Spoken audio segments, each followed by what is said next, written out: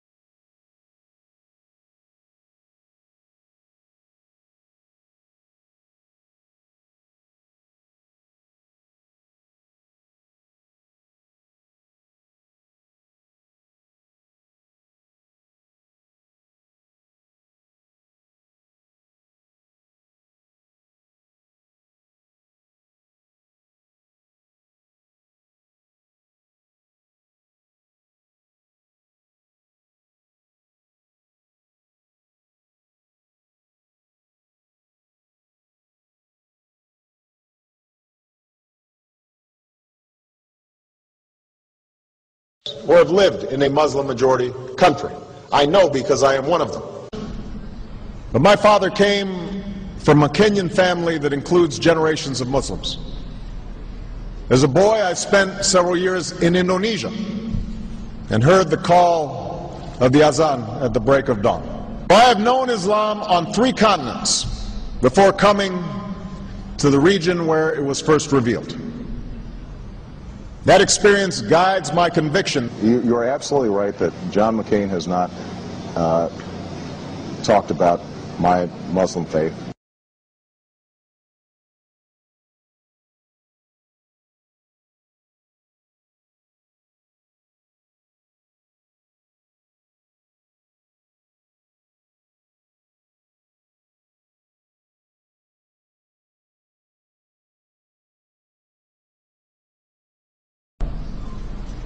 As the Holy Quran tells us, the Holy Quran teaches that, the Holy Quran tells us, and the Holy Quran also says,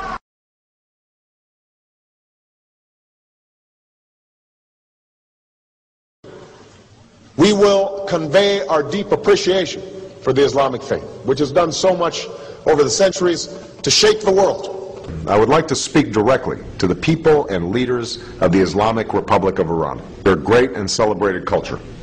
Over many centuries, your art, your music, literature, and innovation have made the world a better and more beautiful place.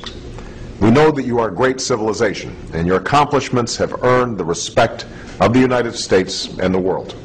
I also know civilization's debt to Islam.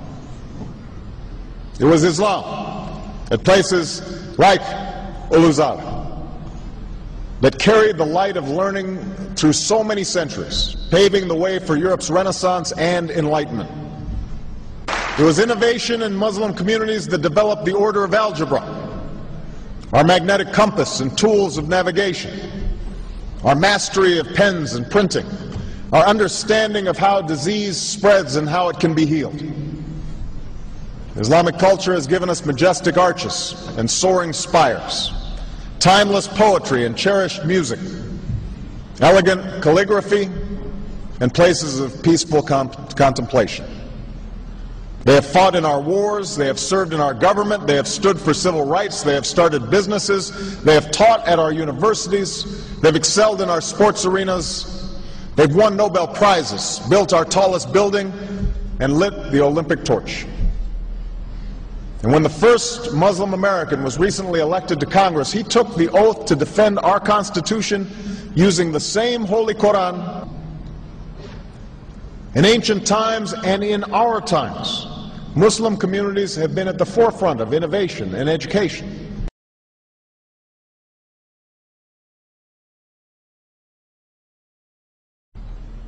Islam is not part of the problem in combating violent extremism. It is an important part of promoting peace.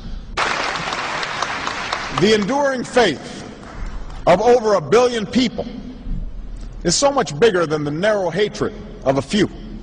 In the United States, rules on charitable giving have made it harder for Muslims to fulfill their religious obligation.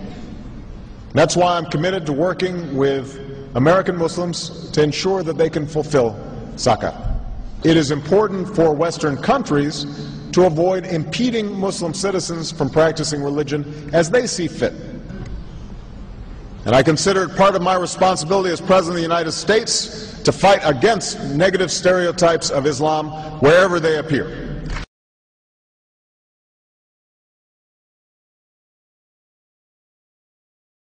We are no longer a Christian nation. We do not consider ourselves a Christian nation. The United States has been enriched by Muslim Americans. Since our founding, American Muslims have enriched the United States. Islam has always been a part of America's story. There is a mosque in every state in our union, and over 1,200 mosques within our borders.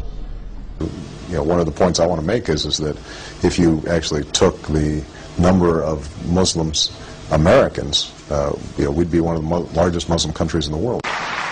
Let there be no doubt, Islam is a part of America.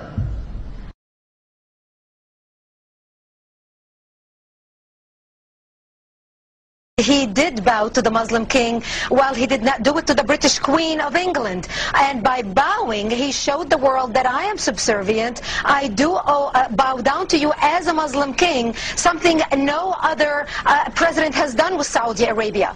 The Saudi king is his peer. He is not his subordinate in order to bow for him. And this is exactly what Obama did.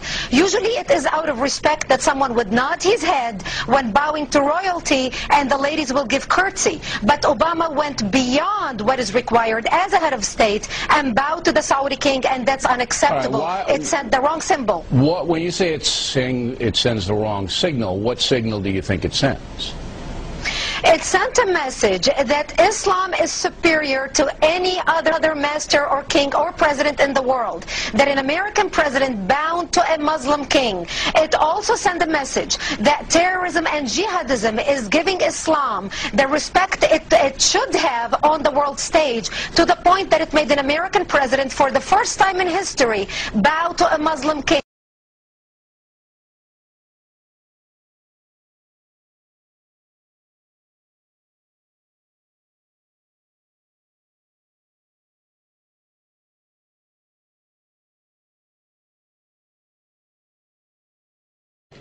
And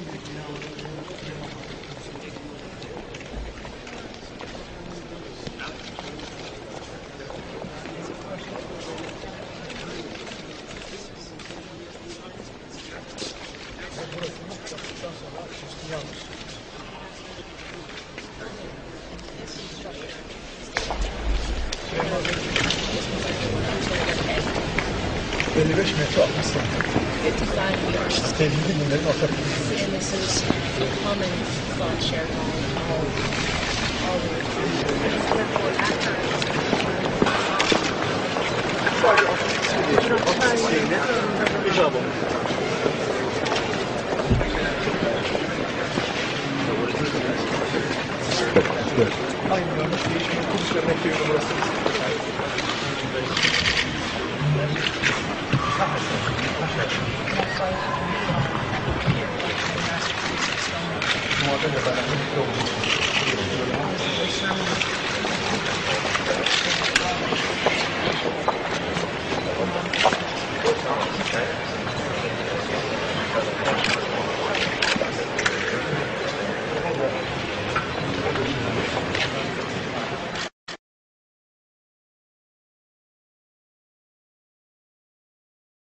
Presidential candidate Barack Obama is trying to change political fashion. He gave a speech in Iowa City today, and he wasn't wearing an American flag pin. Those pins have become synonymous with politicians since 9/11. Obama says he doesn't like how the pin has come to represent patriotism in America.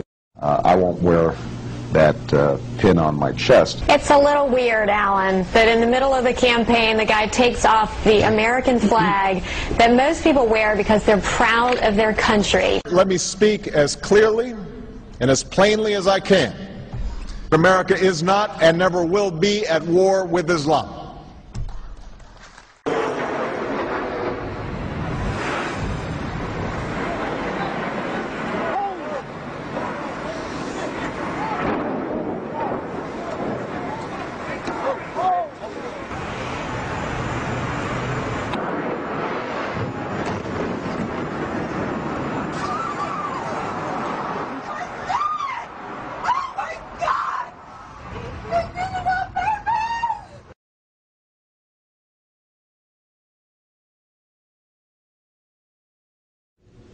Thank you. And Eid Shoma Mubarak.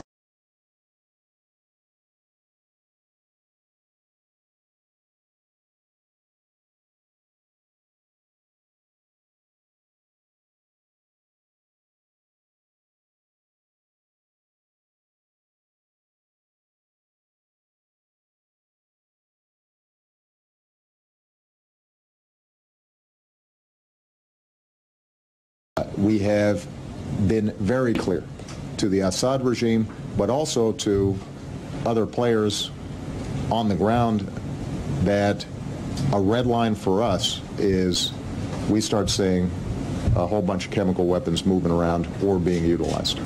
That would change my calculus. That would change my equation. First of all, I didn't set a red line. The world set a red line.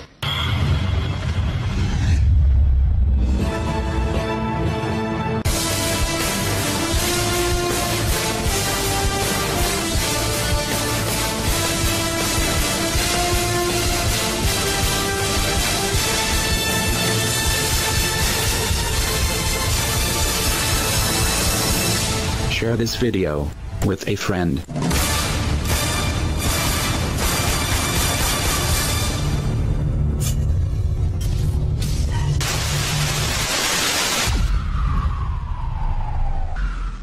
A red line for us is we start seeing a whole bunch of chemical weapons moving around or being utilized. That would change my calculus. That would change my equation. First of all, I didn't set a red line. The world set a red line. So I never said there was a red line, even though he gave a press conference saying America and I have set specific red lines that we've told everybody in the region and our allies. This is it. It's in stone. You cross it. It's on. But the point that you made about chemical and biological weapons is critical. That's an issue that doesn't just concern Syria. It concerns our close allies in the region, including Israel. It concerns us. We cannot have a situation where chemical or biological weapons are falling into the hands of the wrong people.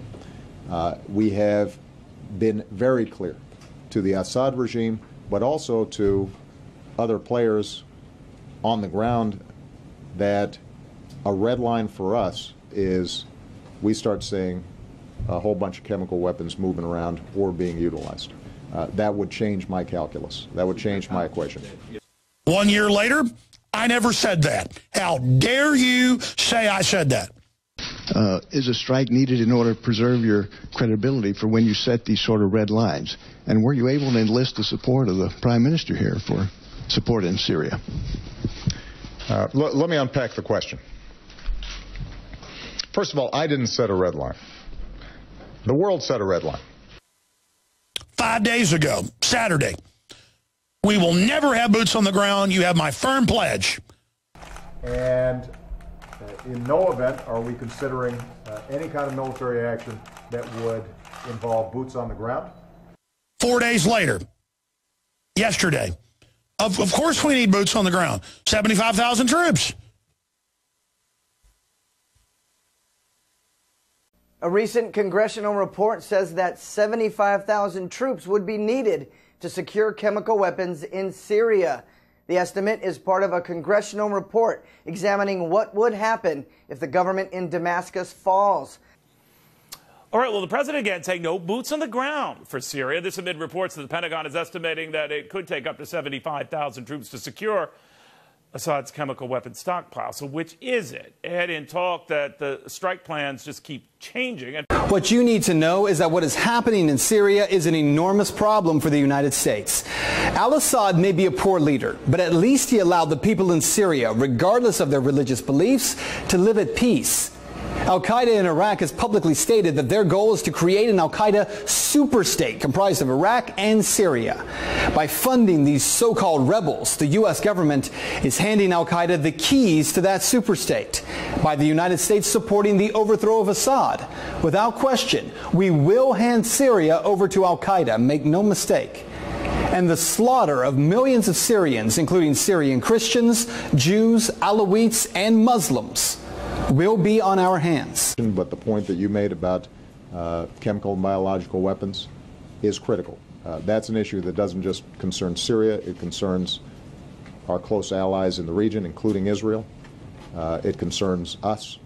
We cannot have a situation where chemical or biological weapons are falling into the hands of the wrong people.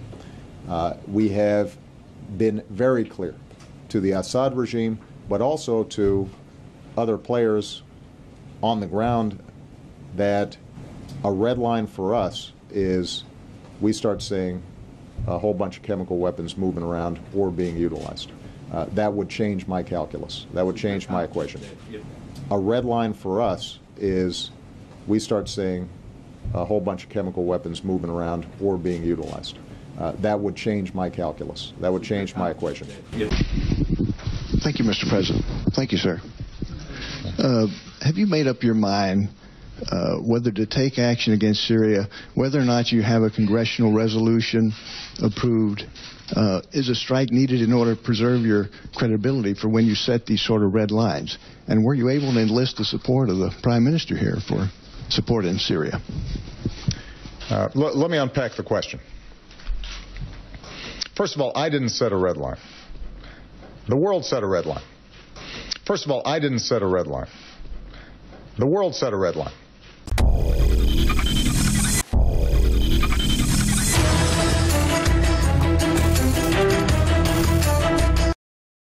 You mentioned your Christian faith. Yesterday you took off after the Republicans for suggesting you have Muslim connections. Just a few minutes ago, Rick Davis, John McCain's campaign manager, said they've never done that. This is a false and cynical attempt to play victim. You know what?